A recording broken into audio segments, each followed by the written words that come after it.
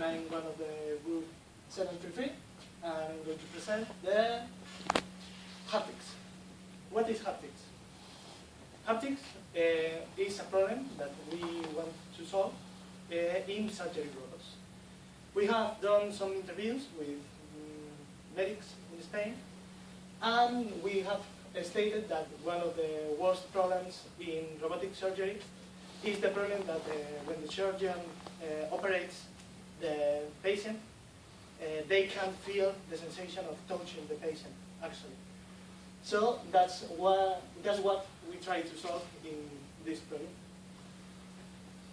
This is the agenda, more or less. That was the introduction, and I'm going to present the hardware, the model of the system, and how we try to control all the system. First of all, the main objectives of this project were implement a force feedback control in order to try to feel the sensation of touching the patient. Then try to handle the network delay produced both for the network and for the control system we have used. And for last, the tremor filtering. The tremor filtering is when the surgeon operates, it usually has some handshaking produced for several reasons, and that thing tries to smooth the input signal produced by the surgeon. This is the hardware that we have worked. This is a prototype developed by the AAU University. It consists in 4 different things. This is the end effector, which is a real end effector which is used in Da Vinci robot. Da Vinci robot is a surgery robot used usually in medical operations. This is a prototype of the joystick, which moves the end effector. And these 2 things contains 2 different FPGAs, and the system to control both of those systems, and also connects them to the PC by serial connection. For main reasons, we have called them the black boxes. They have all the stuff inside. The movements of the hardware. This is the joystick. The joystick has 4 movements, the gripping mode, and 4 different rotational modes, which converts into the end effector modes. For example, this is the gripping mode, who corresponds and gripping these 2. And for example, also this one corresponds to this movement. Also, each different movement corresponds to each different motor. And for example, this has only 1 motor in joystick, but moves 2 different motors there. So we have to try to correspond the movement of these motors with the movement of that motors. The general layout of the system was, we have the joystick, and we move the joystick, then goes to the driver and transform all the movement into current, and also send the movement. Then we go to the surgeon's computer, which sends via network the signal through the robot computer, and computes all the signal in order to send to the driver and then move the end effector. And also the reversal direction, when we have something that we have to send by the end effector, like the force feedback, we send the same signal in the reversal way in order to feel the sensation in the joystick. In boxes, this is much easier to understand. We have the joystick with our black box. So we send via network and then smooth the signal with the tremor filter through an state space, which sends the signal with the state space into the end effector. The end effector moves and then also generates a signal.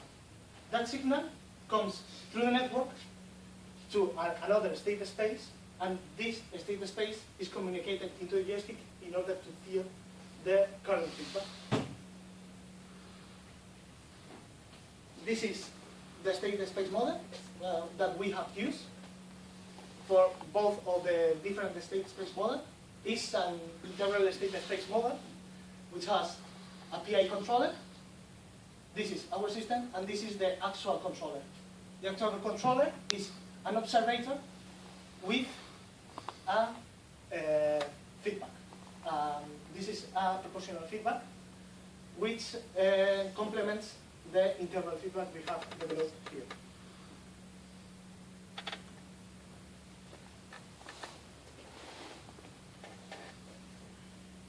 This is the motor state space model. It's quite simple. It's a DC state space model. We have the most important thing that we have is the state space variables. We have used the angular position, the angular speed, and the current. Of course, this is all the systems. We have the inertia of the motor, the friction of the motor, and the resistance and the inductance of the motor. And also, this is some constant that we have. This is the constant of electric motor, and this is the constant of torque. Also, we have ABCD, which is the usual model of an state space model. And we have developed this in order to simulate all the overall system. This is a schedule that we have done. I'm going to explain this step by step because this is the most important thing that we have developed. As an input, we have the human movement, which comes into the joystick. And then this joystick sends two different signals. The position, which is before going here, is filtered by the tremor filter. And the current, which is going to be a reference signal for the feedback. First, the position is sent into a position control loop in the end effector, which has the PI controller, and goes to the end effector in order to have a feedback for having a precise movement in order to, the end effector moves the same as the joystick. Also, the end effector sends the current it has used for moving and sent through the network again to the control loop and differentiates between the current and the current control, and then sent through the input. What we have done with the current, we move the end effector. So we have sent a current signal. When the end effector encounters some obstacle, you can feel that the current goes up because of the current. So that current is sent through the feedback and compared with the current of the joystick.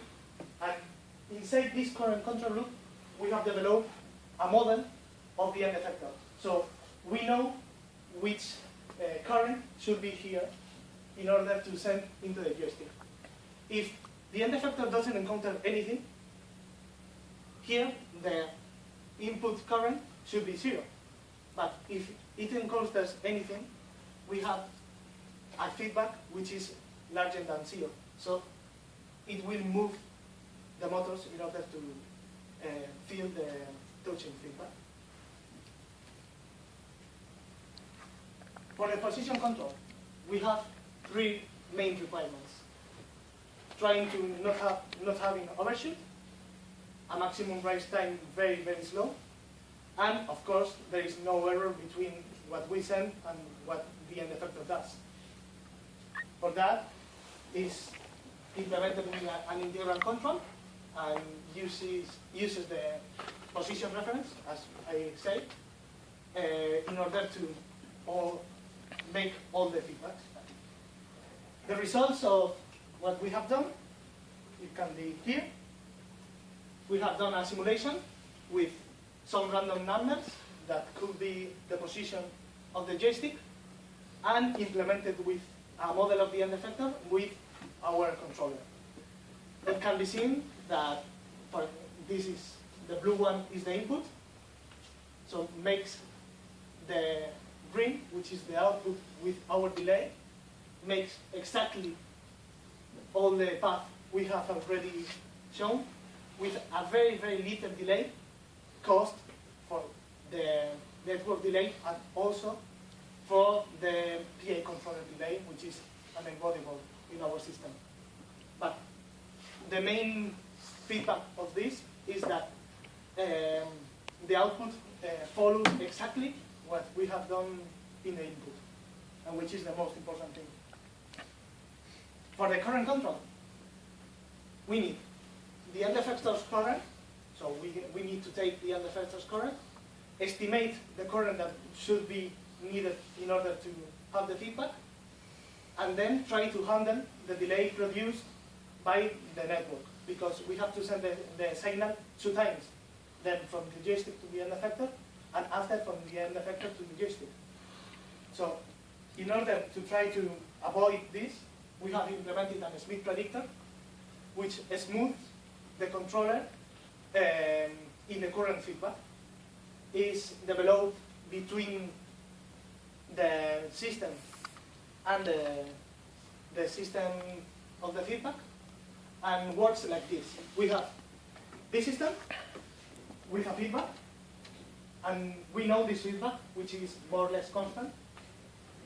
And this is our Smith predictor, which is, let's say, a controller, and this should be our controller.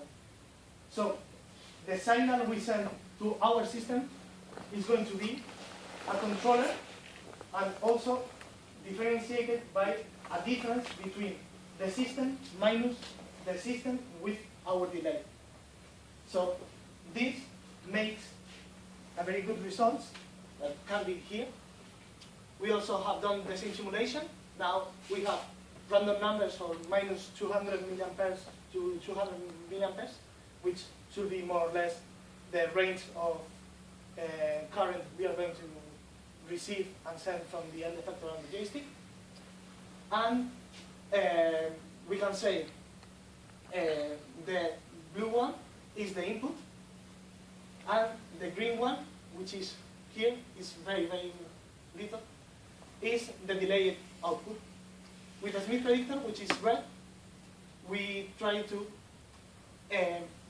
more or less fit with the yellow one, and we can see that in most cases, the red one and the yellow one can't be differentiated, instead of, for example, in these cases, which is a very, very high input. But in more or less all the inputs, we have developed a very good following with the Smith predictor, and makes a smooth response. And now for the at last, we have the tremor filter, which has 3 different components. We eliminate the hand tremor, try to eliminate, estimate which frequency of the tremor we have to eliminate, and then estimate the amplitude of the tremor we have to estimate. For that, we have developed an adaptive bandpass filter. Is some kind of filter. There is not the only one. We have tried to develop other ones, but this was the filter that made the best results. And it has some saturation, which is sent to our bandpass filter with an input. And this makes our tremor signal who comes out, and also has a feedback who tries to estimate again all the times the frequency and the amplitude signals in order to correct this tremor. This one has been these results. We have a reference with sinusoidal signals with different amplitudes in order to see if the tremor filter tries to correct them. And we have this output, which is the red one, and more or less we follow all the movements of the tremor filter, but we still have a little problems with the different amplitudes because we couldn't refresh very, very fast the amplitude, and if we refresh very fast, we have very weak results. So we stated that that was the best we could do, and the result isn't so bad, actually. Well, the conclusions, it has the position and the current control simulations fit quite well with the results we are looking for. And the tremor simulation smoothed the input signal quite well, despite of where we have some troubles with amplitude signals. But we have developed in the simulations more or less what we were looking for. So that's all. Questions?